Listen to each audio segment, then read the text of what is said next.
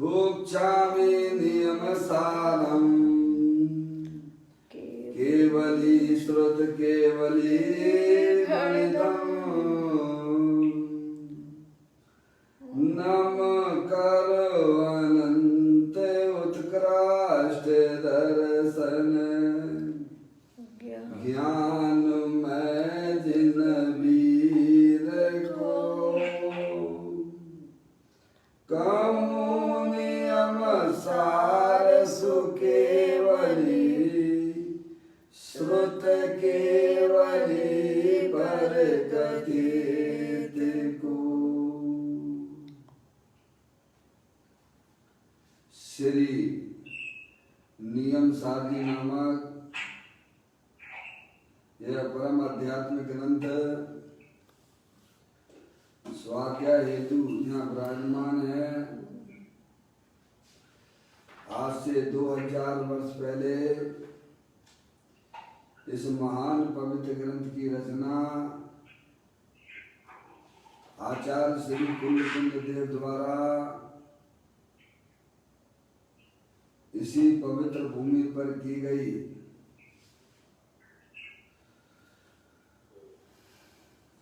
और इसके टीकाकार पदम परमलधारी देव गुणराज हैं। ग्रंथ का नाम नियम सार है। नियम से करने योग्य कार्य अपनी आत्मा में सम्यक दर्शन, सम्यक ज्ञान, सम्यक चारित्र रूपी निर्मल पर्याय, पवित्र पर्याय, मोक्ष महारूपी पर्याय प्रकट करना। क्योंकि वह पर्याय स्वयं सुख स्वरूप है और अनंत सुख का कारण भी है। अनादि काल से हमारे आपके आत्मा में पर को अपना जानने वाली, पर को अपना मानने वाली, पर के साथ संबंध रखने वाली ऐसी मोह राग देश रूपी मलिन पर्याय, अपवित्र रूप पर्याय प्रकट है, जो स्वयं दुख स्वरूप है और अनंत दुख का कारण भी है। ऐसी मोह राग देश रूपी अपवित्र रूप पर्याय का अपनी आत्मा में से उस पर्याय का अभाव करना और सम्यक दर्शन ज्ञान चारित्र रूपी निर्मल पर्याय, पवित्र पर्याय प्रकट करना। ऐसे कार्य की प्राप्ति जिनवाणी माता के माध्यम से अपने आत्मा के स्वरूप को पहचानना, अपने आत्मा के स्वरूप का परिचय करना, तत्पश्चात शरीर रागादि ये सब कर्मकृत वस्तुएं हैं। इनका हमारे आत्मा के साथ में किसी प्रकार का कोई संबंध नहीं है।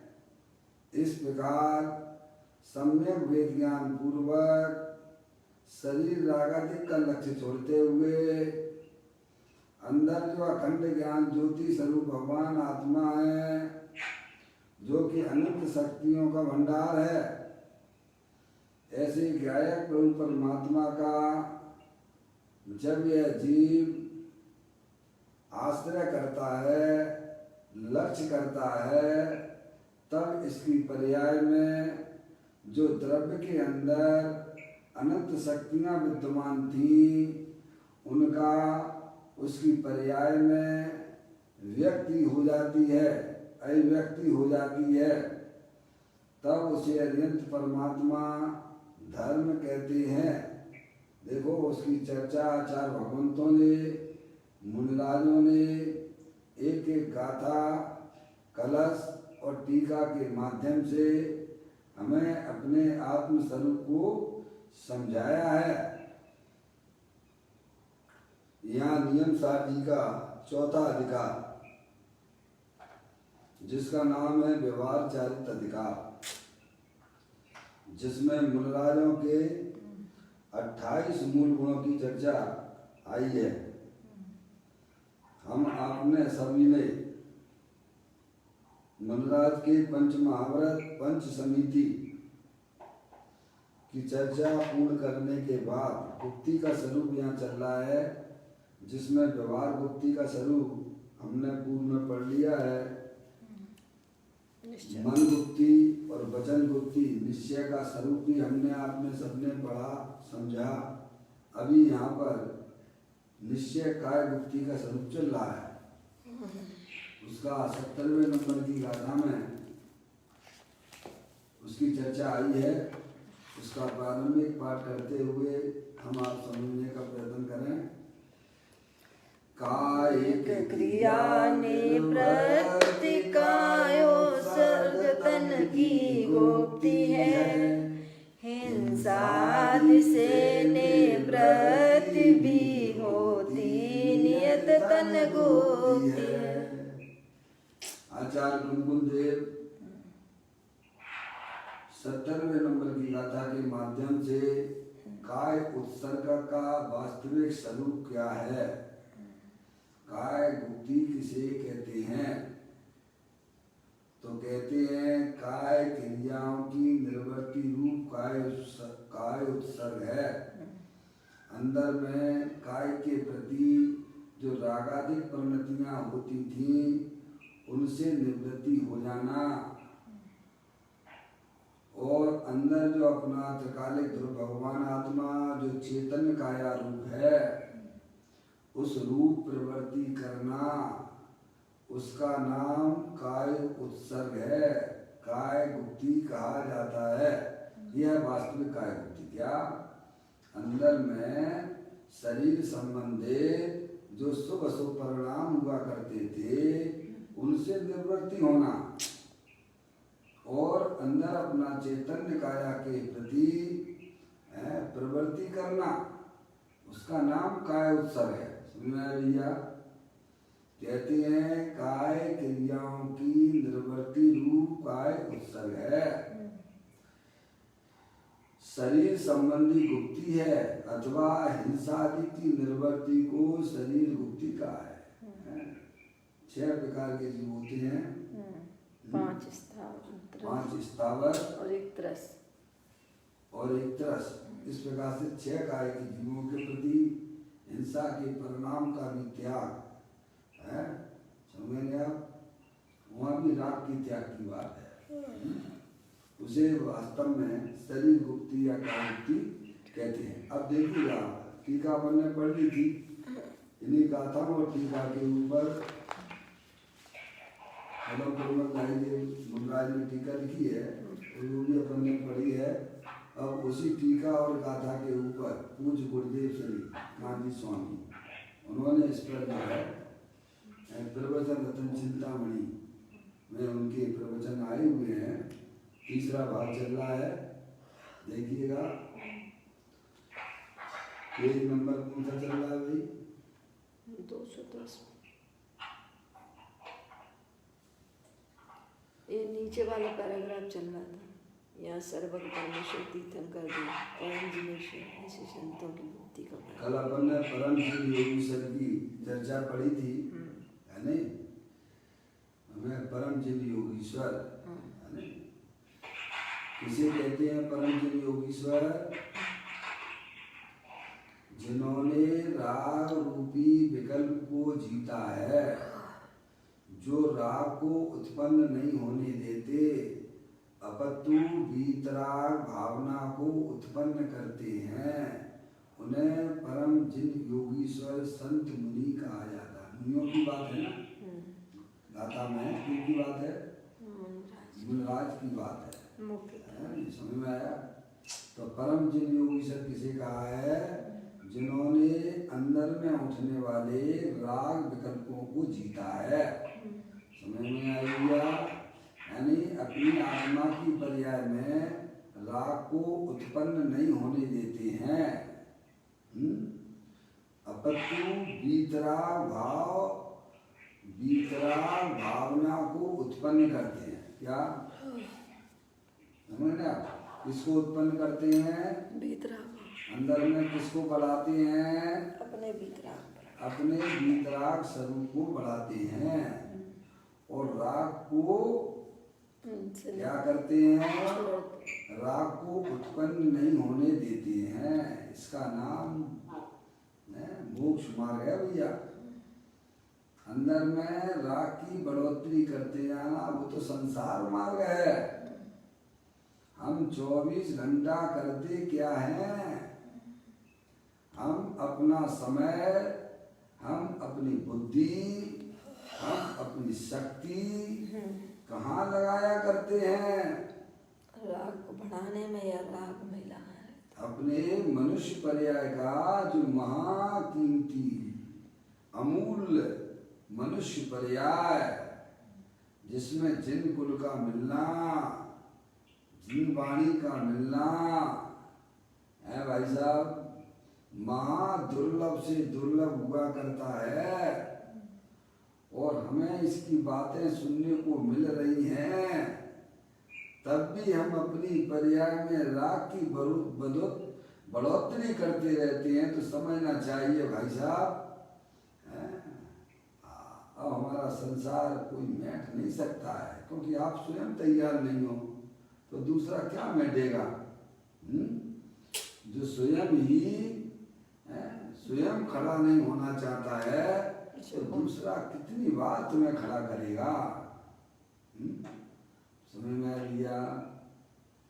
ज्ञानी जीव है, सम्यक दृष्टि जीव से लेके ये प्रक्रिया प्रारंभ हो जाती है कि राग की उत्पत्ति को समाप्त करने के लिए उसका पूरा समय जाया करता है, अंदर में वीतरागता की वृद्धि किया करता है।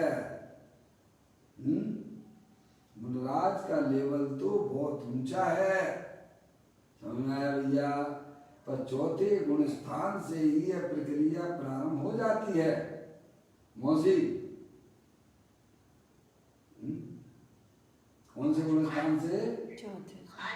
चौथे गुण स्थान से यह प्रक्रिया चालू हो जाती है। घर गृहस्थी में रहने वाला श्रावक अवरत सम्यक दृष्टि राग को उत्पन्न नहीं होने देता है और अंदर वीतरागता को उत्पन्न करता हुआ उसकी वृद्धि में ही उसका समय जाता है, उसका ज्ञान लगता है और उसी में अपनी शक्ति को लगाया करता है। जो अपना समय, अपना ज्ञान, अपनी शक्ति राग की बढ़ोतरी में लगाते हैं वे सब जो है संसारी जीव हैं भाई। जिन्हें मोक्ष मार्ग में गमन करना हो वे अपने समय को, अपनी आत्मा को पहचान कर राग को नहीं होने देना। क्या कहना भाई साहब? हम तो बुद्धिपूर्वक राग को बुलाया करते हैं। क्या करते हैं? अरे बैठे बैठे क्या कर रहे, चलो भैया इनसे ही बात कर लें। अरे भाई साहब बैठे बैठे क्या तुम अपने भगवान आत्मा के साथ बैठ जाओ ना, कब तक अभाव में जीते रहोगे? अरे अब अपने आत्मा के साथ रहने का मौका मिला वह भी हमने गंवा दिया है भाई।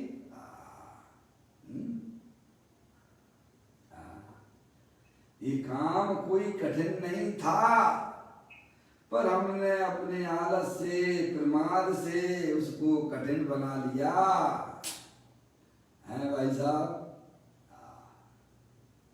ज्ञानी तो परम जिन योगीश्वर किसे कहते हैं? जो राग को अंदर में उत्पन्न नहीं होने देते हैं और वीतरागता की बढ़ोतरी किया करते हैं, उन्हें परम जिन योगीश्वर कहते हैं। समझ में आया भैया? ऐसे महामुनराज हुआ करते हैं हम मुनि नहीं है तो श्रावक तो है ना, है भैया। श्रावक किसे कहते हैं? श्रा यानी श्रद्धा, श्रद्धावान हो, वा यानी विवेक, और क्रिया, सम्यक क्रियाएं, सम्यक श्रद्धा, सम्यक ज्ञान, सम्यक चारित्र, उसका नाम श्रावक है भाई साहब। आप अपने आप को इतना फ्री नहीं छोड़ सकते हो। जो अनादि काल से पंच इंद्रिय के विषयों में मस्त हो रहे थे भाई,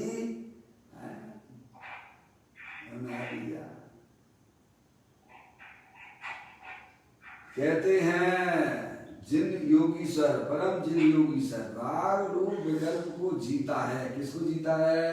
राग रूपी विकल्प।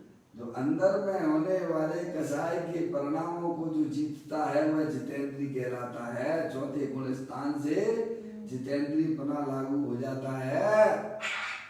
समझ में आया भैया? स्वाधीनता का जन्म तो चौथे गुण स्थान से हुआ करता है, क्योंकि आत्मा की ज्ञान की पर्याय वह समस्त पर द्रव्य प्रभाव का लक्ष्य छोड़ते हुए अपने ज्ञाय प्रभु परमात्मा के पास जहाँ जाती है वह समस्त पंच इंद्रिय के विषयों को जीतना हो जाता है। ये काम करो जो अनादि से नहीं किया था, वो ही तो करो ना, है भाई। ये काम करने में आत्मा को कोई तकलीफ नहीं होती है। समझ लिया? कहते हैं जिन्होंने राग रूपी विकल्प को जीता है, जो राग को उत्पन्न नहीं होने देते। समझ में आ भैया? मम्मी, ये काम कहाँ नहीं किया जा सकता है? राग को उत्पन्न नहीं होने देना और अपनी वीतरागता को अंदर में उत्पन्न करना, अपने ज्ञाय प्रभु परमात्मा जो अनंत शक्तियों के भंडार वाला है उसे पर्याय में व्यक्त करना, वही वीतरागता की उत्पत्ति है। ये काम किस जगह नहीं किया जा सकता है, किस स्थान पर नहीं किया जा सकता है? भाई साहब, सब जगह किया जा सकता है, सब स्थिति परिस्थिति। हाँ मौसी, कहाँ नहीं किया जा सकता? कब नहीं किया जा सकता है भाई? हर समय किया जा सकता है। इसमें ना तो आपके कोई पैसे खर्च होते हैं भैया, हैं? ऐसा धंधा तो करना हमारे लिए अच्छी बात है ना, है?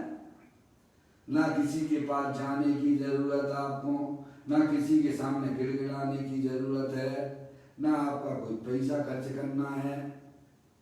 पापा क्या कह रहे हैं? जहाँ में आपके कोई पैसा खर्च नहीं होंगे, इसमें आपके पास आपको किसी के पास जाने की जरूरत भी नहीं है, हैं? इसमें पामरता की भी जरूरत नहीं है। अरे ऐसा ज्ञाय प्रभु परमात्मा देव देवन में विराजमान है। ये कला जिनके पास में आ जाती है वो सिद्धों से बातें किया करते हैं। अज्ञानी जीव मंदिर में भगवान के सामने गिड़गिड़ाता रहे तो भी अत्यंत सिद्ध परमात्मा के दर्शन नहीं होते हैं। भैया, ज्ञानी किसी पर परमात्मा के पास गए बिना भी अत्यंत और सिद्ध परमात्मा, अनंत अत्यंत परमात्मा और सिद्ध परमात्मा के दर्शन करता है, क्योंकि उसकी पर्याय समस्त पर द्रव्य पर भाव और पर्याय से भी पार अपने त्रिकालिक ध्रुव भगवान आत्मा के पास विराजमान हो चुकी है। समझ ऐसी कोई बात है भाई साहब? ज्ञानी कहते हैं भाई साहब ये काम जो है चाहे आज करो, चाहे काल करो, और चाहे अनंत काल बात करो, पर करना तो यही पड़ेगा। मम्मी पड़ेगा, क्या कह रहे हैं? पड़ेगा। समझ है?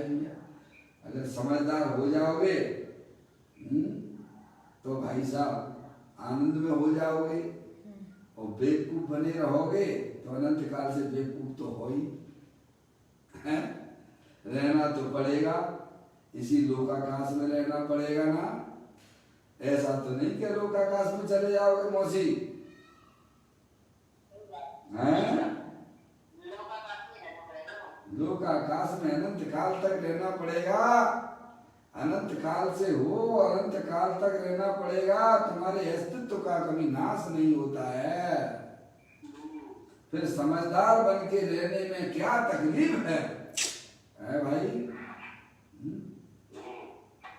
समझदार बन के रहोगे पापा तो वर्तमान में आनंद ही आनंद है, और बेवकूफ बन के रहोगे तो अनादि काल से तो नहीं रहेगा, दुखी रूप परिणाम चल रहा है? ज्ञानी उसे कहते हैं, ज्ञानी उसे कहते हैं जो राग को उत्पन्न नहीं होने दे, वीतरागता को उत्पन्न करे, इसे ज्ञानी कहते हैं। परम जिन योगी सर उसे कहते हैं जो राग को उत्पन्न ना होने दे और वीतरागता की वृद्धि अंदर में करते रहे, उन्हें क्या कहते हैं? मुनिराज कहते हैं। ये है भाई परम जिन योगीश्वर, जिन्होंने राग रूपी विकल्प को जीता है, जो राग को उत्पन्न नहीं होने देते, अपतु वीतराग भावना को उत्पन्न करते हैं। पुनः परम जिन योगीश्वर संत मुनि कहा जाता है। ऐसे परम संयमधार परम जिन योगीश्वर अपने चैतन्य रूप शरीर में, अपने चैतन्य रूप शरीर से प्रविष्ट हो गए हैं। विपर्या कहाँ प्रवेश कर गई है? अपने चैतन्य चैतन्य गुफा में मुनिवर बसते, अनंत गुणों में केली करते। मौसी कहाँ चली गई है मुनिराज की पर्या? अपने उपयोग को वे कहाँ पर ले गए हैं? भाई साहब चैतन्य गुफा में प्रविष्ट हो गए हैं, प्रवेश कर गए हैं भाई साहब। और हमारी पर्याय कहाँ है? मम्मी हमारी पर्याय क्या कर रही है? दूसरों के बारे में ही सोचा करती है। उठते हैं तो दूसरों के बारे में सोचा करते हैं, सोते हैं तो दूसरों के बारे में सोच कर सोते हैं। बाहरी बाहर डोला करती है, वो तो दुख रूप पर्याय है, वो संसार रूप पर्याय है। उसमें आत्मा की भलाई बिल्कुल भी नहीं है। क्या कहा? अरे सोना है तो अपने आत्मा के साथ में सो, जगना है तो आत्मा के साथ में जगो, उसे ज्ञानी कहते हैं। ये काम ज्ञानी करता है। चलता है तो अपने आत्मा के साथ चलता है, खाना खाता है तो अपने आत्मा के साथ बैठ के खाना खाता है। ये चौथे गुण स्थान से ये प्रक्रिया प्रारंभ हो जाती है। मुनिराज होते होते तो भाई साहब उनका लेवल पर्याय का बहुत ऊंचा हो जाता है। ऐसे चैतन्य स्वरूपी भगवान आत्मा में प्रविष्ट हो गई है। एक तो ये बात बताई। अब देखिएगा आगे, देखो यह शरीर गुप्ती की व्याख्या चलती है ना, तो कहते हैं शरीर है वह अजीब जड़ है, उसके तरफ की प्रवृत्ति का विकल्प है, उसके तरफ की प्रवृत्ति का विकल्प है, वह विकार है। और उस शरीर और विकल्प से आत्मा में प्रवेश नहीं होता, परंतु उस शरीर से और विकल्प विकार की वृत्ति से रहित शुद्ध चैतन्य स्वरूप ने अपना शरीर है उसमें आत्मा प्रवेश होता है। शरीर और राग के द्वारा आत्मा के अंदर प्रविष्टि नहीं मिल सकती है। क्या? जिसको शरीर का लक्ष्य वर्तता है, जिस पर्याय में राग की उत्पत्ति है, वह शरीर और राग को लेकर आत्मा में प्रविष्ट नहीं हुआ जाता है, क्योंकि शरीर और राग दोनों अनजान है, क्या जो जानता ही नहीं है कि किधर जाना है, इधर जाऊं कि उधर जाऊं, है भाई साहब। राग सहित परिणति कभी आत्मा के अंदर प्रवेश नहीं कर सकती है, वह तो वीतराग परिणति प्रवेश किया करती है, जिसको किसी से ना तो राग है और ना किसी से द्वेष है। ऐसी चैतन्य परिणति, वीतराग परिणति वही आत्मा के अंदर प्रवेश करती है। कौन सी परिणति करती है? जिस पर्याय में मोह राग द्वेष का अभाव हो गया है। समझ में आया भैया? ये तो बिना कला के नहीं जा सकते आप, हैं? समझ में आओ? ये अध्यात्म एक कला है, अपने आत्मा के साथ जीने की कला है, जिसे ज्ञानियों ने प्राप्त किया है। कहते हैं उस शरीर और विकल्प से आत्मा में प्रवेश नहीं होता, परंतु शरीर से और विकल्प विकार की वृत्तियों से रहित शुद्ध चैतन्य स्वरूप ने अपना शरीर है, अपना चेतन सा शरीर है ना, उससे आत्मा में प्रवेश होता है। आहा, यह शरीर गुप्ती की व्याख्या है ना, इसीलिए यहाँ निज शरीर है। क्या काय गुप्ती चल रही है ना? काय गुप्ती किसकी काय गुप्ती? अपने चैतन्य स्वरूपी भगवान आत्मा स्वयं चैतन्य काया रूप है। निज शरीर ऐसा वाक्य दिया है ना, अर्थात अपने चैतन्य रूप शरीर की बात ली है। इस जड़ शरीर संबंधी प्रवृत्ति के विकल्प से, राग से छूटकर निज शरीर में अर्थात वीतराग स्वभाव रूप आत्मा में, निज चैतन्य रूप शरीर में अपने शरीर से अर्थात निज चैतन्य रूप दशा से परम जिन योगी सब प्रविष्ट हो गए हैं। क्या कहा समझे आप? ऐसे है, ये है विधि, इसमें उपाय ये है। समझे आप? प्रविष्ट होने वाली पर्याय है, और जिसमें प्रविष्ट होना है वह वीतराग भाव स्वरूप भगवान आत्मा है, अनंत शक्तियों के भंडार वाला है। समझ आया भैया? ये काम करना है। अब ये काम आप कैसे कर सकते हो? करना तो आपको पड़ेगा। मेरा काम मैं करूंगा, आपका काम आप करोगे। पापा पापा आपका काम हम करेंगे कि मेरा काम आप करोगे? कोई किसी का नहीं करेगा। अपना अपना कर लो ना भाई साहब, क्या दिक्कत है? इसी का नाम ध्यान दर्शन है। क्या समझे हैं? क्या समझ में आया भैया? अपना अपना काम करो ना भाई, काम तो करना पड़ेगा। दूसरे का काम करोगे तो भाई साहब तुम्हारे यहाँ नुकसान ही नुकसान का धंधा हो जाएगा भैया। मैं जब छोटा था तो मैं अपने यार दोस्तों की दुकान पे बैठा करता था। छोटा बहुत बचपन की बात है। हमारे पिताजी हमसे नाराज होते थे। वे कहते थे बेटा तुम्हारी भी तो दुकान है ना, यहाँ बैठा करो ना। मौसी,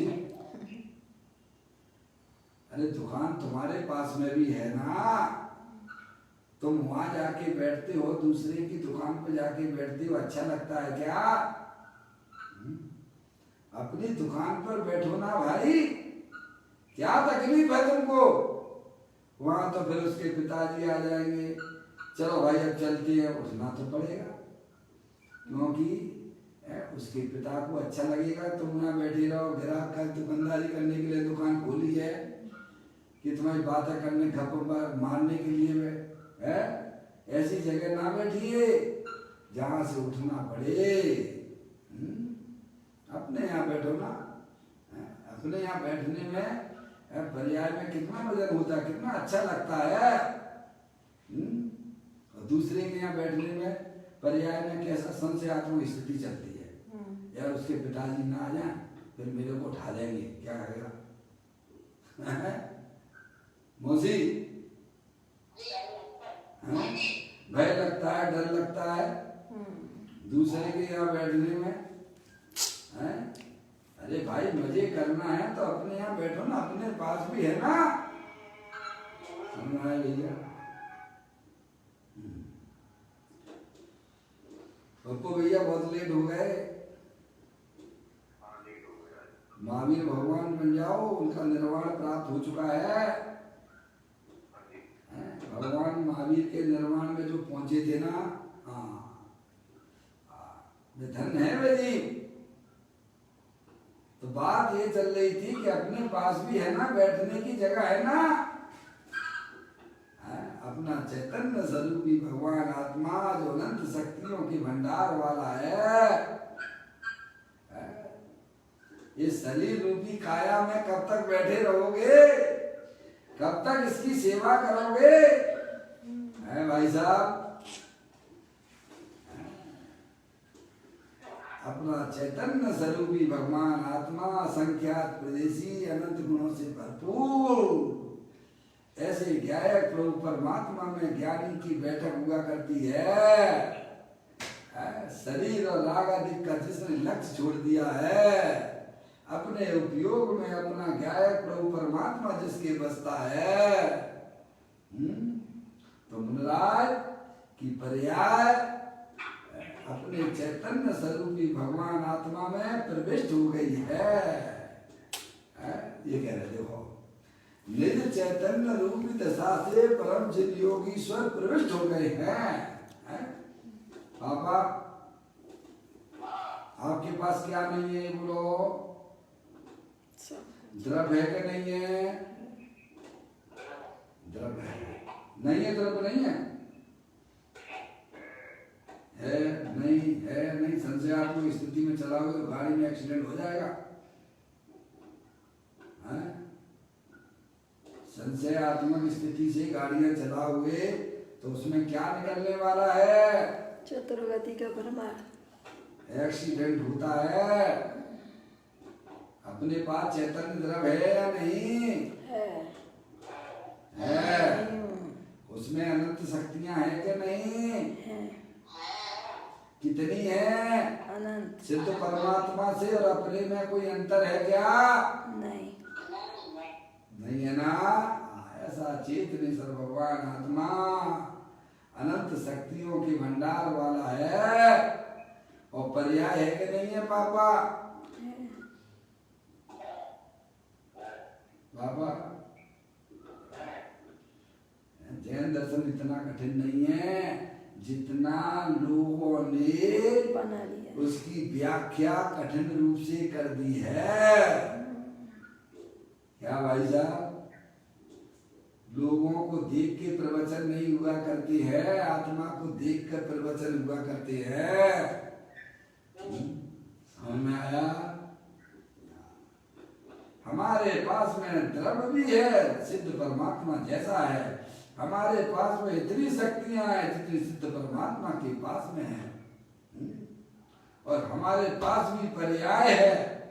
क्या भाई साहब? सिद्ध परमात्मा के पास भी पर्याय है, पर उनकी पर्याय में लबालब आनंद की धारा चल रही है। क्यों चल रही है? इतना तो पता लगा लो। पर्याय तो हमारे पास में भी है, द्रव्य भी वैसा ही का वैसा है, पर हमारी पर्याय में दुख क्यों है? क्योंकि वह दूसरों के बारे में ही सोचा करती है। तो मैं अपना पूरा समय, पूरा ज्ञान और पूरी शक्ति पर द्रव्य के बारे में लगी रहती है, इसीलिए पर्याय में दुख होता है। अरे समय का सदुपयोग करो। ज्ञानी उसका सदुपयोग किया करते हैं। अपना जो चैतन्य स्वरूपी भगवान आत्मा जो अनंत शक्तियों के भंडार वाला है, उसमें अपने उपयोग को, अपने समय को, अपने ज्ञान को, अपनी शक्ति को लगाते हैं। तो पर्याय में आनंद की प्राप्ति, अतीन्द्रिय आनंद की प्राप्ति हुआ करती है। इसका नाम धर्म है भैया। देखो अब देखिए आप, देखो क्या कहती है, पुण्य पाप रूप शुभ अशुभ विकल्प हैं संसार अवस्था में, ये सब होते हैं, चिंता मत करो। पुण्य पाप रूप शुभ अशुभ विकल्प हैं, वह तो विकार है, वह कोई आत्मा नहीं है। जैसे आपके नाखून बड़े हो जाते हैं ना, नाखून बड़े हो जाते हैं ना, तो क्या करते हो आप? काट के रख दो। अच्छे लगते हैं क्या आपको? ऐसे लगते हैं, चुभने लग जाते हैं। कैसे लगते हैं कि उनको जल्दी जल्दी से काट दो। उनको क्या करना है? ऐसा मन बेचैन हो जाता है कि बड़े हुए नाखून अच्छे नहीं लगते हैं। ऐसे ही आत्मा की पर्याय में जो विकार की उत्पत्ति हुआ करती है, ज्ञानी जीवों को वह अच्छी नहीं लगती है। जितनी जल्दी हो उतनी जल्दी सफाई कर लो। समझ में आया भैया? कहती हो विकार है, वह कोई आत्मा नहीं है। शरीर के अंदर उठने वाले नाखूनों के जो नाखून है वो तो एक्स्ट्रा है। समझ गए ना भैया? वह तो जितनी जल्दी हो उतना जल्दी साफ कर लो, वो शरीर का अंग नहीं है। क्या कहा? वो तो एक्स्ट्रा है। ऐसे ही संसार अवस्था में जो आत्मा की पर्याय में जो परे के लक्ष्य से सवासो परिणाम होते हैं, वो आत्मा नहीं है। क्या है भैया? वो एक्स्ट्रा चीज है। अगर वो आत्मा होता, सवासो परिणाम आत्मा होता, तो अरियत परमात्मा और सिद्ध परमात्मा में होता कि नहीं होता? पप्पू भैया, अगर विकार आत्मा होता तो अरियत सिद्ध परमात्मा के पास में भी देखा जाता या नहीं देखा जाता? एक्स्ट्रा है। वह विकार आत्मा को तकलीफ देता है। ज्ञानियों ने उस तकलीफ को दूर कर दिया है। ऐसी बात है भैया। कहते हैं पुण्य पाप रूप शुभ अशुभ विकल्प है, वह तो विकार है, वह कोई आत्मा नहीं है। आत्मा तो शुद्ध आनंद और ज्ञान की मूर्ति है। क्या है? इसका नाम आत्मा है, शुद्ध ज्ञान आनंद की मूर्ति। समझ में आया भैया? ऐसा जो अपना स्वरूप है, किसका स्वरूप है? अरियत परमात्मा का। मेरा मेरा किसकी बात चल रही है? मेरी बात चल रही। वैसे तो ये कथा किसकी बांची जा रही है? मेरी बताई जा रही है भाई साहब। है यहाँ दूसरों की कथा नहीं चलती है, अपनी कथा चलती है। समझ में आया भैया? अपने चैतन्य स्वरूपी भगवान आत्मा जे देवर में विराजमान ज्ञानानंद मूर्ति, जो शरीर और राग आदि से भिन्न है, उसकी कथा चल रही है। समझ में आया भैया? आत्मा तो शुद्ध आनंद और ज्ञान की मूर्ति है। ऐसा जो अपना स्वरूप है वह अपना शरीर है। क्या है? समझ में आया? ज्ञान शरीर। अपन किसकी सेवा करते रहते हैं? जड़ शरीर। चैतन्य शरीर की सेवा करते हो कि जड़ शरीर की सेवा में पूरा जीवन जा रहा है? जड़ शरीर की सेवा। सोचो, ये तो विश्व व्यवस्था के अंदर कि आत्मा कितना भी पर को अपना मानता रहे तब भी रहेगा वो चेतने से, उसकी कृपा है, तब भी वह जड़ नहीं होता है। चाहे भले उसके ज्ञान की इतनी न्यूनतम पर्याय हो, दशा हो जाए, तब भी वह आत्मा रहता है। निरोध के अक्षर वे अनंत में भाग भी ज्ञान रह जाए, भले पर द्रव्यों को अपना मानने का फल निरोध की पर्याय में जन्म लेना है। अपने आत्मा को अपना जानने का फल सिद्ध परमात्मा रूप पर्याय प्रकट करना है। बाजी हमारे हाथ में है कि हमें किसके साथ में रहना है? जड़ शरीर के साथ में रहना है कि चैतन्य शरीर के साथ में रहना है? चैतन्य। क्या भैया? चैतन्यता से वो कभी रहित होता ही नहीं है। पप्पू भैया बाजी हमारे हाथ में है। दौल समझ सुन चेत सयाने काल वृथा मत खोवे। यह नरभव फिर मिलन कठिन है जो सम्यक नहीं होवे। जड़ शरीर के साथ में रहना पसंद करते हो या अंदर में सिद्ध भगवान जैसी सामर्थ्य वाला चैतन्य शरीर है भाई साहब। मुर्दे के साथ लेटना बैठना पसंद करते हो कि जीते जागते सुंदर व्यक्ति के साथ बैठना पसंद करते हो? जागृत व्यक्ति है भाई साहब। मुर्दे के साथ में रात बिताना कैसा लगता है? और दिन भर मुर्दे के साथ में है भाई साहब। रात में बैठने में आपको अच्छा लगता है क्या? डर के मारे साए साए पूछे भैया नहीं। अनादि काल से हमारी पर्याय मुर्दे के साथ बैठी हुई है भाई साहब। उसी के बाजू में चेतनेश्वर भगवान आत्मा जो अनंत शक्तियों के भंडार वाला है। ज्ञानी हमें समझाते हैं अनादि काल से आत्मा के बिना गाड़ी चलाई है और राग के बिना गाड़ी चलाना सीखो। मौसी सही बात है। ये गाड़ी कौन सी है? मोक्ष मार्ग की गाड़ी है। राग के बिना गाड़ी चलाना सीखो। हैं?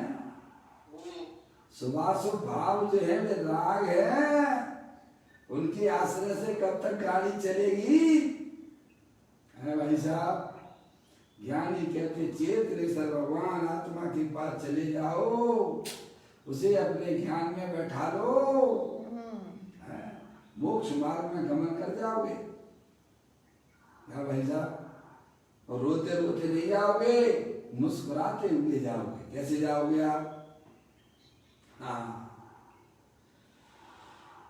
कहते हैं आत्मा तो शुद्ध आनंद और ज्ञान की मूर्ति है। ऐसा जो अपना स्वरूप है, ऐसा अपना स्वरूप है भाई। वह अपना शरीर है और उसमें परम जिन योगीश्वर चैतन्य रूप शरीर से अथवा निर्मल वीतरागी परिणति में प्रविष्ट हो गए हैं। क्या कैसे प्रविष्ट होते हैं अपने गायक में?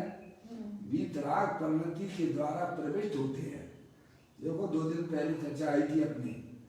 मौसी आप तो थे नहीं 9:30 बजे की चर्चा में, समझ में आया? 9:30 बजे की चर्चा में यह बात आई थी बोल के माध्यम से कि अपना आत्म वस्तु जो है द्रविंद्री भाविंद्री और उसके विषयों से भिन्न है, इसीलिए उसके माध्यम से वह आत्मा में प्रविष्ट नहीं हो सकता। क्या कहा?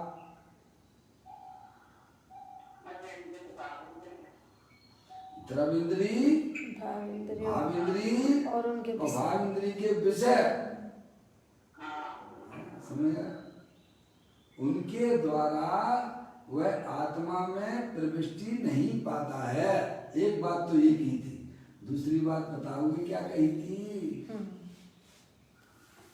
मम्मी?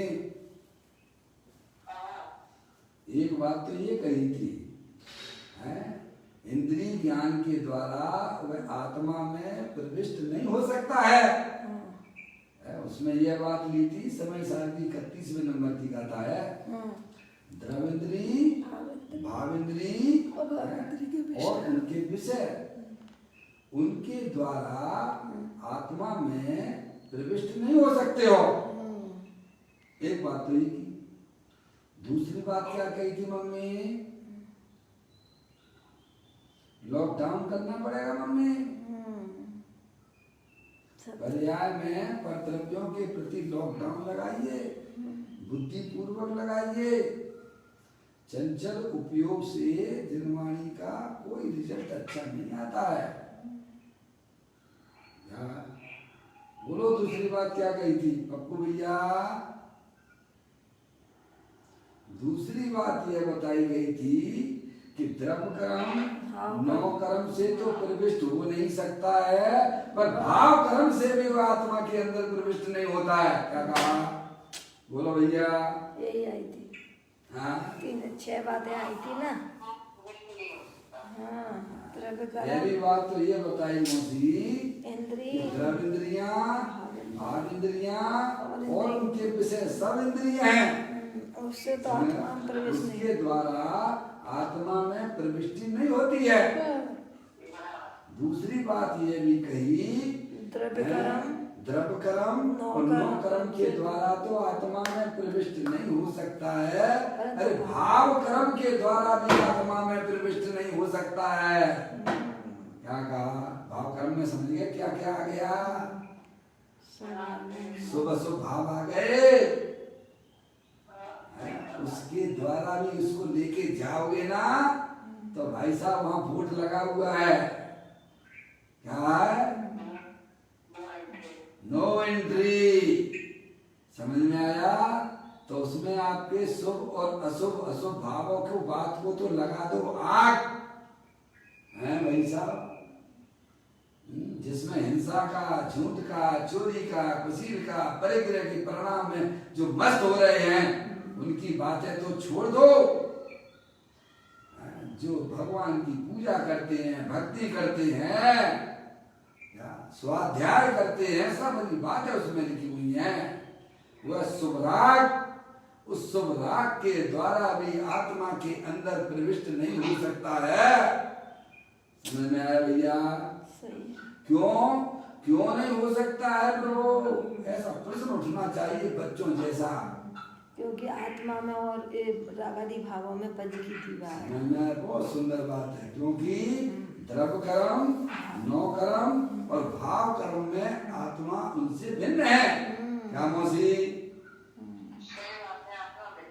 इसीलिए भाव कर्म के द्वारा भी आत्मा के अंदर प्रवेश नहीं मिल सकता है। तो भाव कर्म को, राग के परिणाम को लेकर आत्मा में प्रविष्ट करना चाहता है, वह कभी प्रविष्ट नहीं हो सकता है। तो प्रभु हम क्या करें? हमारे पास में तो यही चीज है ना प्रभु, हैं भैया? अरे तुम्हारे पास में एक बहुत सुंदर चीज भी नई नई उत्पन्न हो रही है, जो कभी भी परद्रव्य के साथ संबंध नहीं बना पाती है, लेकिन हमारी अज्ञानता से वह पर के साथ संबंध बना रही है। आत्मा का ज्ञान न होने से वह पर्याय हर समय नई नई उत्पन्न हुआ करती है। ज्ञान की हर समय नई नई उत्पत्ति हुआ करती है। ज्ञानी को अपनी आत्मा की रुचि है, इसीलिए वह आत्मा के साथ संबंध बना लेती है। अज्ञानियों को आत्मा का पता नहीं है, इसीलिए वह पर के साथ संबंध बनाकर संसार को बढ़ाया करती है। क्या भैया? वह है ज्ञान की परिणति। वो तो है कि नहीं है आपके पास में? अब्बा का तुम ध्यान ही नहीं देते हैं। क्या काय में लगे रहते हैं? शरीर में लगे रहते हैं भाई साहब, द्रव्य इंद्री और भाव इंद्री के विषयों में, और भाव इंद्री ज्ञान में ही मस्ती कर रहे हो। No entry.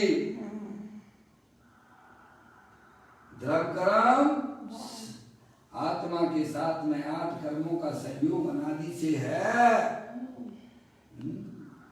ऐसे 9 कर्म शरीर आदि और भाव कर्म ये मोह राग देश के परिणाम के साथ में भी आत्मा के पास जाओगे तो नो एंट्री का बोर्ड लगा हुआ है। तो प्रभु कैसे प्राप्त करें हम अपनी आत्मा में, कैसे प्रवेश करें? देखो उसकी यहाँ बात बताई है, वो बात मैंने आपको इसीलिए यहाँ पे की है। तो उस समय तो समय थोड़ा कम रहता है ना, है भाई साहब? आधा पौन घंटे में पूरा करना पड़ता है ना। देखिएगा यहाँ कहते हैं कि निर्मल वीतरागी परिणति से प्रविष्ट हो गए हैं। कैसे प्रविष्ट हो गए हैं? आत्मा में प्रविष्टि करना है तो क्या चीज चाहिए साथ में? अरे किसी फैक्ट्री में जाते हो तो आईडी प्रूफ चाहिए कि नहीं चाहिए? आधार कार्ड है, आपकी आईडी चाहिए। समझ में आया? प्रधानमंत्री के मंच के पास में जाना हो, उसकी सभा में बैठना हो तो भाई साहब बिना पास के आप नहीं जा सकते हो, ऐसी वहां व्यवस्था की गई हो, तो आप क्या करोगे? पास लेंगे, हैं?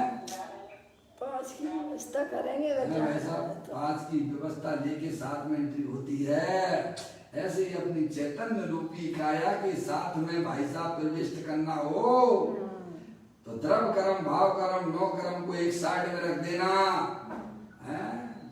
द्रव इंद्रिय भाव इंद्रिय और इंद्रियों के विषयों को भी दूसरी साइड में रख देना है। और जो हर समय नई नई पर्याय जो उत्पन्न होती है उसको लेके अंदर चले जाना तो प्रवेश मिल जाएगा। तो यहाँ ये कहते हैं निर्मल वीतराग परिणति से प्रविष्ट हो गए हैं हम तो अपनी पर्याय में निरंतर राग द्वेष राग द्वेष राग द्वेष क्या क्या करते हैं? आर्त ध्यान रौद्र ध्यान आर्त ध्यान, बस उसी में मस्त हो रहे हैं। क्या हो रहे हो भाई साहब? थोड़ा पेशेंस कीजिए, वस्तु स्वरूप का सच्चा ज्ञान कीजिए कि जगत में कोई भी पदार्थ ना तो अच्छा है और ना बुरा है, किसी के साथ ना कोई प्रेम करने लायक है ना किसी के साथ द्वेष करने लायक है। वे सब पदार्थ हमारे ज्ञान के लिए हैं। क्या कहा? एक ही में निपटा दो ना भाई साहब तो राग द्वेष की छुट्टी हो जाएगी और वह पर्याय अपने न्याय प्रभु परमात्मा के अंदर प्रविष्ट हो जाएगी। क्या भाई साहब? ये तो कला है पप्पू भैया। कला 72 पुरुष की तामे दो सरदार, एक जीव की जीविका एक जीव उद्धार। एक जीव की उद्धार समझ गए आप? कला 72 पुरुष की तामे दो सरदार, एक जीव की जीविका। तुम्हें जीव की जीविका की भी चिंता करने की जरूरत नहीं है। तुम्हारे चिंता से बाहर का पदार्थ रुपया पैसा नहीं आता है। क्या कर रहे हैं? हम जितना परद्रव्यों के बारे में सोचा करते हैं उसके अनुसार बाहर की व्यवस्था नहीं बनती है, इसीलिए उसकी भी तुम चिंता मत करो। है भाई साहब? अब तो आप कह ही नहीं सकते हो हैं कि पंडित जी साहब हम क्या करें, हमारे साथ तो पत्नी भी है हमारे बच्चे भी है ना, हैं आप तो अकेले हो, आपने तो शादी की नहीं है। पहले मेले ऊपर लोग यही किया करते थे पप्पू भैया। जब मैं प्रवचन करने के लिए आता था, स्वाध्याय कराने जाता था, उस समय शादी नहीं की थी ना, तो लोग मेरे को यही कहते थे, देखो पंडित जी साहब हैं हमारे साथ तो हमारी पूरा पूरा फैमिली लगी है, कुटुंब लगा हुआ साथ में, हमारी पत्नी है बच्चे हैं समय और भी ताम झाम है। आपके साथ तो कुछ नहीं, आप तो अकेले हो पप्पू भैया। क्या कहते थे? हमने कि चलो भैया इन जैसे भी बन के एक बार देख लेते हैं। क्या कहा? देख लेते हैं। फिर हमें बीच में बनारसी दाजी मिल गए हैं, करने के बाद फिर बनारसी दाजी मिल गए। वे कहते हैं भाई साहब देखो हमने 3 शादियां हमारी हुई, 9 बच्चे हमारे संयोग में रहे, 12 का वियोग हो गया, तो भी हमारी पर्याय में बिल्कुल भी है भाई साहब शिकंज तक नहीं आई है। अंदर में पर्याय एकदम खिलावट के साथ रहा करती है। ज्ञान को तय का तुम्हारी मोहना प्रगटो रूप अनंत सोना, जे परिजय को अंत सत्य कर्मानिए, चले बनारस दास फिर नहीं आवना, मेरो धनी नहीं दूर देशांतर मोई मैं मोह सूझत नीके, सिद्धि रिद्धि वृद्धि के घट में प्रकट सदा, अंतर के लक्ष्य सोमा जाची लक्ष्यपति हैं, दास भगवंत के उदास रहे जगत सो, ऐसे सुखिया सदैव समेटी हैं। अरे कैसे है समय दृष्टि जीव, घर गृहस्थी में रह के हुए भी अब अपने मन में अपने ज्ञान में घर गृहस्थी को नहीं बसाते हैं। क्या भाई साहब? परिस्थिति पर की स्थिति है, उसे अपनी निज स्थिति ना बनाओ। क्या भाई साहब, उन सब की व्यवस्थाएं बराबर हैं। ऐसे देव बनारसी राज जी समझा भैया, हस्ती की मस्ती में मस्त रहते थे। उनकी पर्याय कहाँ मस्त रहती थी? अपने चैतन्य में। जो अपनी चैतन्य स्वरूपी काया है उसके साथ खेला करती थी। मुनराज के पर्याय का लेवल तो बहुत ऊंचा हो गया ना भाई साहब। तो अपने आत्मा में प्रविष्ट होना हो तो कैसे प्रविष्ट होना? तो कहते हैं वीतराग परिणति के द्वारा वह प्रविष्ट होते हैं अपने चैतन्य स्वरूपी भगवान आत्मा में। क्या भाई साहब, देखो ये लिखा हुआ, देखिए आप, कहते हैं निर्मल वीतरागी परिणति से प्रविष्ट हो गए हैं। समझ में आ गया? अरे यह भाषा समझना भी कठिन है। जी कैसे है पप्पू भैया, ये भाषा समझना भी कठिन हो रहा है। इसीलिए हो रहा है ना, हम गंदे लोगों के साथ में रहते हैं ना, गंदी गंदी बातें करते हैं ना। माँ जिनवाणी के पास कभी जाते नहीं है, अपने आत्मा के स्वरूप को समझते नहीं है। इसीलिए उन्हें ये सारी बातें अरिहंत परमात्मा की बताई हुई कठिन लगती हैं। ये हमारी समझ में नहीं आई, हमारी समझ में नहीं आई। अच्छा ये बता, पूज्य गुरुदेव श्री थे, कितनी क्लास पढ़ी थी उन्होंने लौकिक की? चौथी। अरे बोलो ना। चौथी हैं? और आपने कितनी पढ़ ली हैं? समझ में आया भैया? इसमें बाहर की लौकिक का ज्ञान बिल्कुल भी नहीं चलेगा। समझ में आया? चाहे आप बढ़िया इंजीनियर बन जाओ, चाहे बड़े डॉक्टर की पढ़ाई पढ़ लो, यार वहां पर नो एंट्री है। भाव इंद्रिय ज्ञान की नो एंट्री है। समझ में आया? वो तो उल्टा हमारे संसार का मार्ग है। जहाँ जो है भाई साहब, यहाँ तो ऐसी पढ़ाई वाला चाहिए जैसे वो है ना आपका त्रियंच गति के जीव है ना, 7 तत्वों के नाम तक नहीं जानते हैं। हैं? क्या है आश्रम, क्या है बंद है, क्या है निर्जला है भाई साहब, जानते हैं क्या? फिर भी देखो ज्ञानी है, तो इसका मतलब ये हो गया ये पढ़ाई कोई दूसरे टाइप की है। ये स्वयं जीव उत्पन्न करता है, अपने आत्मा का जहाँ जैसे परिचय हो गया है, समझ गया, वह अपने अभ्यास के द्वारा ऐसे पर्याय में प्राप्त कर लेता है। ये वो पढ़ाई है। कहती है निर्मल वीतरागी परिणति से प्रविष्ट हो गए हैं। अरे यह भाषा समझना भी कठिन है। समझिए कहाँ से ना वीतराग परिणति कहाँ से ना? देखो आपने सब तो छुट्टी कर दी हमारी है, द्रव इंद्री, भाव इंद्री और इंद्री के विषयों से तो आपने छुट्टियां करवा दी हमारी है। समझ में आया भैया? और द्रव कर्म, नौ कर्म और भाव कर्म से भी छुट्टी करवा दी। तो हम ये लाए कहाँ से वीतराग परिणति? तो जो अपने आत्मा में प्रविष्ट हो, नहीं उत्पन्न है। अज्ञानी जीवों को यह भाषा समझना भी कठिन पड़ती है। अज्ञानी को ऐसा लगता है कि यह सब करने की अपेक्षा तो एक यात्रा कराएं तो कल्याण हो जाएगा। मौसी मौसी, हाँ कल भी मैंने आपसे पूछा था, रिवीजन हो गया है इसका है? क्या कहते हैं? अज्ञानी को ऐसा लगता है कि ये सब करने की अपेक्षा तो एक यात्रा कराएं तो कल्याण हो जाएगा। मौसी आपने तो बहुत यात्राएं करी, आपका कितना कल्याण हो गया।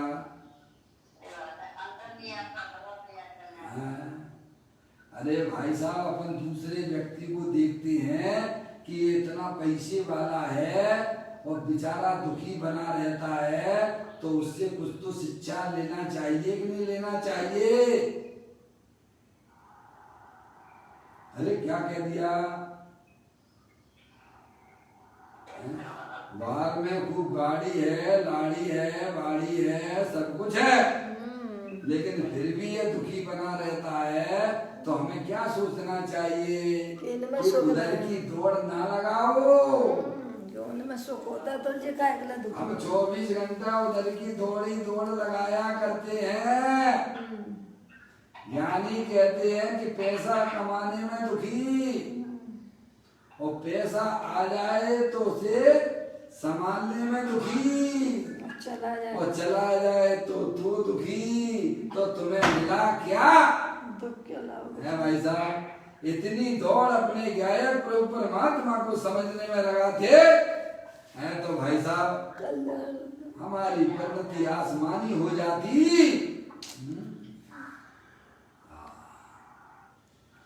कहते हैं अज्ञानी को ऐसा लगता कि यह सब करने की अपेक्षा तो एक मात्र यात्रा कराएं तो कल्याण हो जाएगा, 3 काल में नहीं होगा। क्या कहा? तो क्या करें? सब छोड़ दें, बिल्कुल छोड़ के अपने क्या है प्रभु परमात्मा के पास चले जाओ। समझ में आया भैया? तो आत्मा में तो जा नहीं पाते हो, आत्मा में नहीं जाते हो तो भी उसका अभ्यास करना जाने का। बच्चा फेल हो जाता है तो इसका मतलब ये नहीं हो जाता कि उसे दुकान पे बैठा लिया जाए, फिर वह अभ्यास करता है, वह उसी को विद्यार्थी कहते हैं ना। फेल हो गए तो कोई बेकार बात करो ना, हो गए ना, हम दोबारा दूसरे अच्छे नंबरों से पास होंगे। यहाँ हम देखते हैं बहुत से सीए के लेवल वाले बच्चे होते हैं, सीए की पढ़ाई करते हैं और फेल हो जाते हैं, फिर भी 4-4 साल फेल हो जाने के बाद वो टॉपर में उनका नाम आ जाता है। किसमें नाम आ जाता है? टॉप बच्चों में नाम आ जाता है। सीए की पढ़ाई पढ़ने वाला 4 बार फेल होने वाला विद्यार्थी हिम्मत नहीं हारता है। भले ही हम अनादि काल से हमारी पर्याय में बहुत धर्म के नाम पे हमने बहुत आडंबर खड़ा किया था, चिंता की कोई बात नहीं है, पर वह वास्तविक सच्चा मार्ग नहीं था। सही दिशा में किया गया पुरुषार्थ शक्ति वह नियम से अपना रंग लाती है। क्या भाई साहब? कहते हैं अज्ञानी को ऐसा लगता है कि यह सब करने की अपेक्षा तो एक यात्रा कर आए तो कल्याण हो जाएगा, परंतु भाई कल्याण की रीति अलग है। समझ में आया? अपने गायक प्रभु परमात्मा को पहचानो, उसमें अपनी पर्याय को प्रविष्ट करो, इसी का नाम कल्याण है। समझा भैया? यहाँ सर्वज्ञ परमेश्वर तीर्थंकर देव परम चिर योगीश्वर ऐसे संतों की गुप्ती का वर्णन करते हैं। मुनिराज स्वयं परम ब्रह्मचारी देव स्वयं मुनि अवस्था में है कि परम चिर योगीश्वर ऐसे संत इस जड़ माटी रूप शरीर की क्रिया से निवृत्त हुए हैं। क्या? कैसे निवृत्त हो गए हैं? उनको शरीर के प्रति बिल्कुल भी राग नहीं रहता है। देखो शरीर की तरफ से तो मर गए हैं भी अंदर में। क्या हो गए हैं? मर गए हैं शरीर की तरफ। समझ में आया भैया? ज्ञान शरीर और हम वही में लगे किसकी हुए हैं। संभाल करते हो भाई साहब? मुर्दे की। बस अरे शर्म आना चाहिए, उसी के बाजू में चैतन्य शरीर बैठा हुआ है। ज्ञान शरीर ही है भाई साहब? कर्म मल पर जिस सिद्ध महलता ऐसा सिद्ध भगवान अरे भैया बैठा हुआ है। आप जिंदा बैठे हो, बाजू में सब मुर्दे हों और हम मुर्दों की बात करें तो आपको कैसा लगेगा? बुरा लगेगा नहीं? ऐसे ही ये भाई साहब ये शरीर मुर्दा है, हम उसकी संभाल करते हैं तो चैतन्य शरीर की तरफ बिल्कुल ध्यान नहीं दे रहे हैं। यानी तो उसका आत्मा मरण नाराज नहीं होगा क्या? भाव मरण हो रहा है भाई साहब? कहते हैं ऐसे संत इस जड़ माटी रूप शरीर की क्रिया से निवृत्त हो गए हैं। समझ आया? जो थोड़ा सा किंचित राग भी उनके शरीर के प्रति रह जाता है मुनराजों को पूरी तरह से अगर निर्वृत हो जाए तो उनकी पर्याय में केवल ज्ञान की पर्याय प्रकट हो जाती है। लेकिन अभी थोड़ा सा किंचित राग विद्वान है, उस राग को तोड़ने के लिए भरी गर्मियों में वे पहाड़ पर चट्टानों पर बैठ के उस राग को भी तोड़ते हैं। क्या करते हैं? तुम्हारे जैसे कोई एसी में नहीं आके बैठते हैं कि साहब तो आत्मा का अनुभव हो गया है, अब क्या करना है? अरे भैया, अब तो हमने अपनी आत्मा को जान लिया है, तो अब खूब विषय भोगों में लगे रहो। क्यों है? क्या करते हैं वे मुनराज? जो थोड़ा सा किंचित राग शरीर के प्रति रह गया है, उस राग को भी तोड़ने के लिए चट्टानों पर जाते हैं। भरी गर्मियों में जहाँ अच्छे अच्छे लोग पैर रखने में कांपते हैं, वहां अवश्य शिला पर जाके उस राग को भी अंदर में तोड़ देते हैं। समझ में आया भैया? हम तो अनुकूलता में धर्म चाहते हैं, ज्ञानी कहते हैं वहां तो इंद्रियों की पुष्टि हो जाती है। कभी भी हम अंदर की शक्तियों को जगाने का प्रयत्न ही नहीं करते हैं, ऊपर से मल्लम पट्टी और किया करते हैं। क्या करते हैं?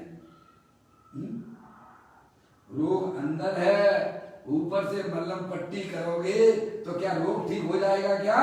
नहीं, वो अंदर से तो पनप ही जाएगा। हैं? ऊपर से हमने अनादि काल से यही किया है, ऊपर से मल्लम पट्टी की है, अंदर से कीटाणुओं को खत्म करने का कभी हमारे अंदर में जागृति नहीं आई है। ज्ञानी उस रोग को राग को रोग समझते हैं, उसे अंदर से तोड़ देते हैं, अपने गायक प्रभु परमात्मा के साथ संबंध जोड़ देते हैं।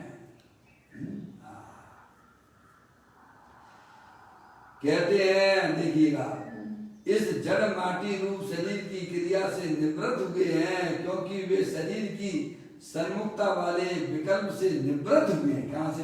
ये है, ऐसे होते हैं मुनराज। मुनराज का स्वरूप समझना है तो द्रव्य गुण पर्याय को समझिए और मुनराज के स्वरूप का ज्ञान हो जाएगा। अरे मुनराज के स्वरूप का ही ज्ञान नहीं होगा, अरिहंत परमात्मा और सिद्ध परमात्मा के स्वरूप का भी ज्ञान हो जाएगा। क्या कहते हैं? इसीलिए शरीर की क्रिया से निवृत्त हुए हैं, ऐसा कहा जाता है। वे शरीर की क्रिया से निवृत्त हुए, वो निवृत्त हुए तो हो गए कहाँ? तो गए कहाँ? अगर निवृत्ति उन्होंने पाली है तो कहीं गए कि नहीं गए? अपने स्वरूप में गए। वे राग से निवृत्त हो गए हैं तो वे कहीं गए कि नहीं गए? वीतराग स्वरूप में प्रविष्ट हो गए। अंदर में अपना वीतरागी स्वरूप है, ज्ञान आनंद सागर है, उसमें जाके डुबकी लगा ली है। तो उसमें सुख शांत रस से लवालवे, ज्ञान सागर आत्मा, बेभ्रम की चादर हटा, सर्वांग प्रगट आत्मा। हे बाबू जन इस लोक के सब एक साथ नाइए, इसे ही अपनाइए, इसमें ही मग्न हो जाइए। ऐसा अपना चैतन्य स्वरूपी चैतन्य काया, जिसके ऊपर किसी का भी किसी के बस नहीं चलता है। ऐसी चर्चा आने वाली है 9:30 बजे। टाइम हो तो आ जाना, चूली का नौता देता हूँ। समझ में आया? ज्ञान के ऊपर आवरण किसी का नहीं पड़ सकता है।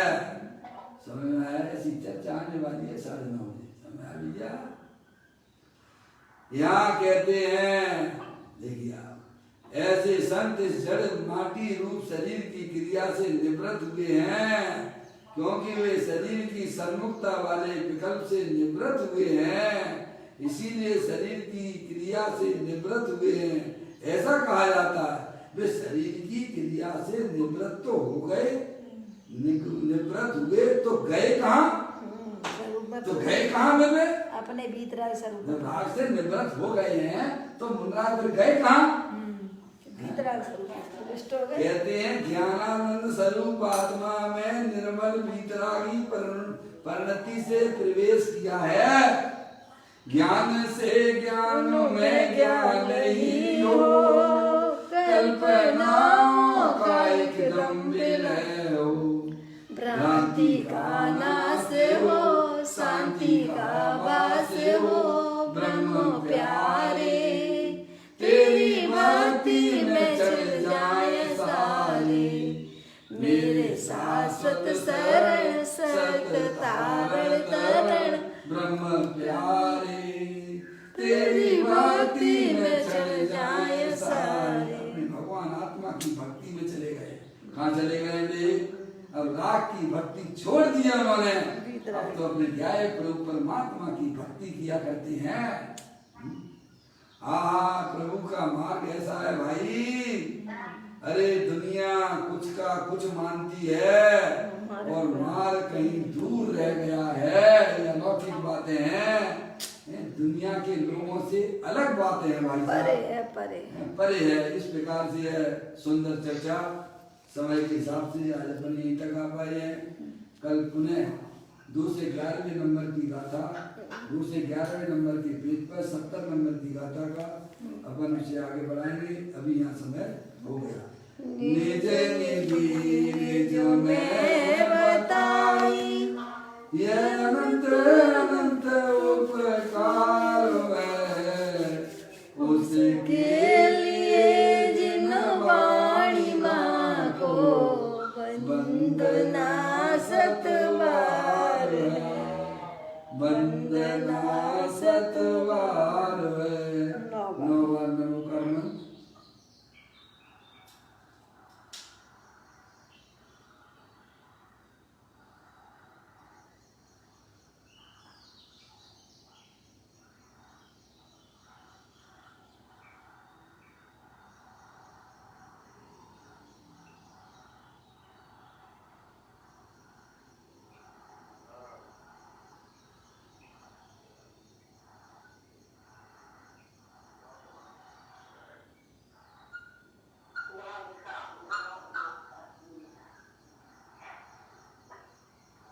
बोलो द्वादशांग निर्मणी माता की जय।